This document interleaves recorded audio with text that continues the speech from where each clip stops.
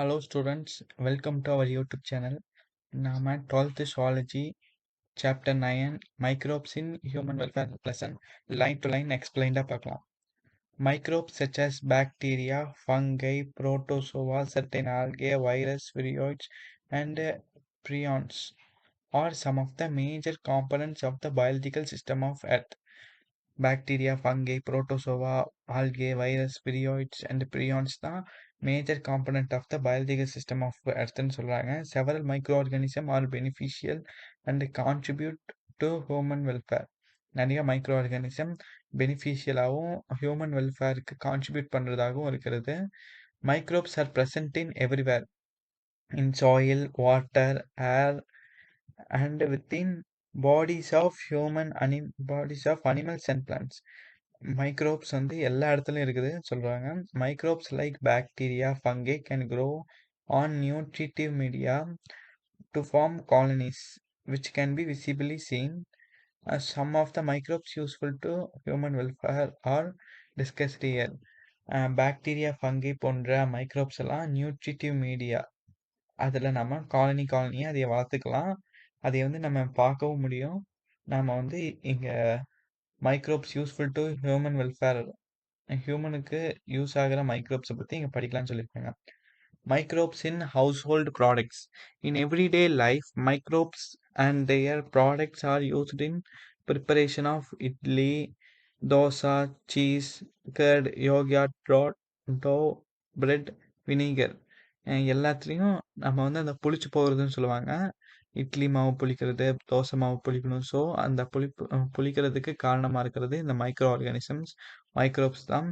Bacteria like லாக்டோபில்லஸ் அசிடோஃபில்லஸ் lactobacillus அசிடோஃபில்லஸ் அதாவது lactis and streptococcus lactis are commonly called as lactic acid bacteria. Lactic acid bacteria அதாவது lactic ஆசிடை produce பண்ணுற bacteria வந்து lactobacillus அசிடோஃபில்லஸ், lactis, Streptococcus lactis இந்த 3 பாக்டீரியாவும் lactic acid பாக்டீரியான்னு சொல்கிறாங்க. Lab bacteria இது வந்து probiotics அதாவது யூஸ்ஃபுல்லான மைக்ரோப்ஸை வந்து ப்ரோபயோட்டிக்ஸ்னு சொல்லுவாங்க. யூஸ்ஃபுல்லான பாக்டீரியா வந்து probiotics which check the growth of our pathogenic microbes. Pathogenic மைக்ரோப்ஸ்னால் டிசீஸ் கேசிங் மைக்ரோப்ஸ். இதை வந்து நம்ம வயிற்றில் இருக்க டிசீஸ் கேசிங் மைக்ரோப்ஸை வந்து அழிக்க உதவுன்னு சொல்கிறாங்க. இந்த stomach and other parts of the digestive tracts எங்கே இருக்கிற பேத்தோஜெனிக் மைக்ரோப்ஸ்னு பார்த்தீங்கன்னா ஸ்டொமக்லேயும் டைஜஸ்டிவ் ட்ராக்டில் இருக்க மைக்ரோப்ஸையும் அதோட க்ரோத்தோட செக் பண்ண ப்ரோபயோட்டிக்ஸ் ஆகிய இந்த லாக்டிக் ஆசிட் பாக்டீரியா யூஸ் ஆகுது. Lab bacteria grows in milk and convert it into curd. இந்த lab bacteria lactic acid bacteria வந்து மில்கில் க்ரோ ஆகி அந்த மில்கை வந்து கர்டாக மாற்றுது. thereby digesting the milk protein casein. மில்கில் ஒரு ப்ரோட்டீன் இருக்கும், கேசின்னு சொல்லி ஒரு ப்ரோட்டீன் இருக்கும். அந்த பாக்டீரியா க்ரோ ஆக ஒரு சாப்பாடு வேணும்ல, அந்த சாப்பாடு வந்து அந்த மில்கில் இருக்க ப்ரோட்டீன் கேசினை சாப்பிட்டு இந்த பாக்டீரியா க்ரோ ஆகி அந்த பாக்டீரியா அந்த மில்கை வந்து அப்படியே கேர்டாக மாற்றுது. அதுதான் சொல்லுவாங்க. a small amount of curd added to the fresh milk as a starter or inoculum contains millions of lactobacilli. கொஞ்சோண்டு கேர்டு அதாவது உரைக்கு ஊற்ற கொஞ்சோண்டு தயிர் ஊற்றுவாங்க முதல்ல. அந்த கொஞ்சோண்டு தயிரை அந்த பாலை ஃபுல்லாக தயிராக்குது. எப்படின்னா இந்த மைக்ரோ ஆர்கானிசம் மூலமாக தான். Under suitable temperature lesser than 40 degrees Celsius multiply and convert milk into curd. Curd is more nutritious than milk as it contains a number of organic acid and vitamins. Curd வந்து மில்கோட ரொம்ப nutrition value உள்ளதாக இருக்குது. ஏன்னா நிறைய organic acids and vitamins வந்து இது வச்சுருக்கு. Prebiotics and probiotics அதை பற்றி பார்க்கலாம். Prebiotics are compounds in foods fibres that induce the growth or activity of beneficial micro ஆர்கானிசமோட growth மற்றும் ஆக்டிவிட்டியை இன்டியூஸ் பண்ணுறதுனா அதுக்கு உதவி செய்யுது, அதுக்கு ஒரு ஊண்டுகோல் கொடுக்குது. அதுதான் இந்த ப்ரீபயோட்டிக்ஸ் சொல்கிறாங்க. Probiotics are live microorganism intended to provide health benefit when consumed generally by improving or restoring the gut flora. இந்த ப்ரோபயோட்டிக்ஸ்னா என்னன்னா யூஸ்ஃபுல் மைக்ரோ ஆர்கானிசம். நம்ம அதை சாப்பிட்டா நமக்கு நல்லா பெனிஃபிட்ஸ், நமக்கு பெனிஃபிட்ஸ் கொடுக்குற மைக்ரோ ஆர்கானிசத்தை தான் இந்த ப்ரோபயோட்டிக்ஸ்னு சொல்கிறாங்க. அந்த okay right. Yoghurt is produced by bacterial fermentation of milk. Bacterial fermentation of மில்கால தான் யோகாட் வந்து தயாரிக்கிறாங்க. Lactic acid is produced by as a by product. இந்த யோகாட் தயாரிக்கும் போது கிடைக்கிற பை ப்ராடக்ட் வந்து lactic acid. Micro organism such as streptococcus thermophilus and lactobacillus bulgaricus conjugate the milk protein and convert the lactose in the milk to lactic acid. Lactose sugar படிச்சிருக்கோம்ல, அந்த lactose சுகரை இந்த ரெண்டு பாக்டீரியாவும் சேர்ந்து லாக்டிக் ஆசிடாக மாற்றுது. The flavour of the yoghurt is due to acetaldehyde. நம்ம கெமிஸ்ட்ரியில் படிச்சிருப்போம் அசிட்டால்டிஹைட். அந்த ஃபேவர் ஆஃப் யோகார்ட் எப்படி வருதுன்னா இந்த அசிட்டால்டிஹைடு மூலமாக தான் வருது. Cheese in a dairy product produced in the wide range of flavors, textures are formed due to the coagulation of milk protein casein. நீங்கள் மறந்துடாதீங்க, இந்த மில்கில் இந்த கேசின் அப்படின்னு ஒரு ப்ரோட்டீன் இருக்கனால தான் இவ்வளோ வேலையும் நடக்குது. இந்த coagulation of milk protein, coagulation உரைய வச்சு அந்த மில்க் ப்ரோட்டீனை தான் சீஸாக நமக்கு கொடுக்குறாங்க.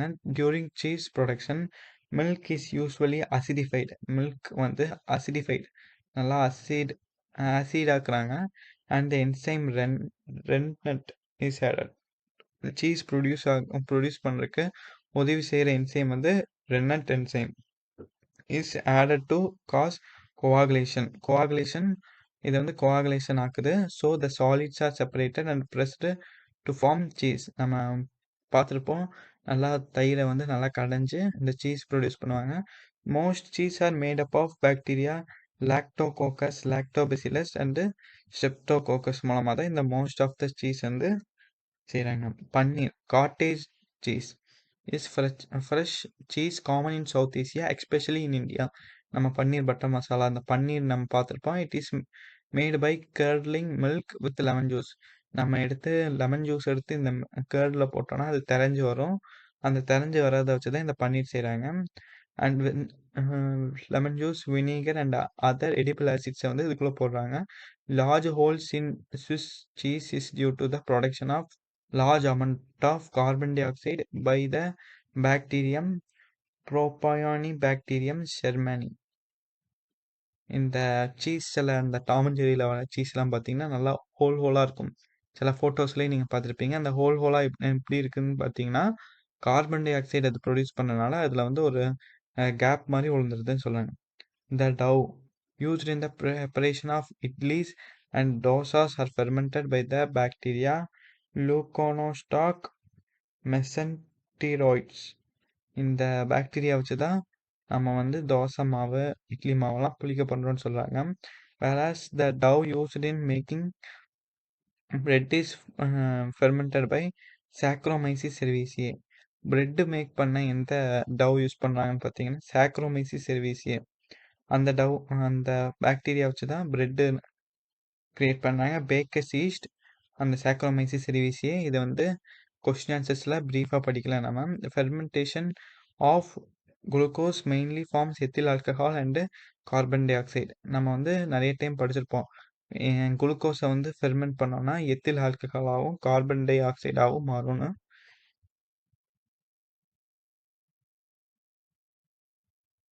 And which is responsible for லீவனிங்னா புளிச்சு போகிறது ஆஃப் த டவ். இந்த ப்ராசஸால் தான் எத்தில் ஆல்கஹால் அண்ட் கார்பன் டை ஆக்சைடாக மாறுற காரணத்தால் தான் இந்த புளிப்பு தன்மை மாவில் கிரியேட் ஆகுது. When leaven dough is bake both carbon dioxide and ethyl alcohol evaporate making the bread porous and soft. இந்த லீவன் டவ் புளித்த மாவை நம்ம பேக் பண்ணோன்னா கார்பன் டை ஆக்சைடும் எத்தில் ஆல்கஹாலும் எவாப்ரேட் ஆகி போய் ப்ரெட்டை வந்து போரஸ்னால் நல்லா தண்ணி உள்ளே போகிற மாதிரி நல்லா போர் நிறைய போராக இருக்குது, பட் சாஃப்டாக இருக்குது.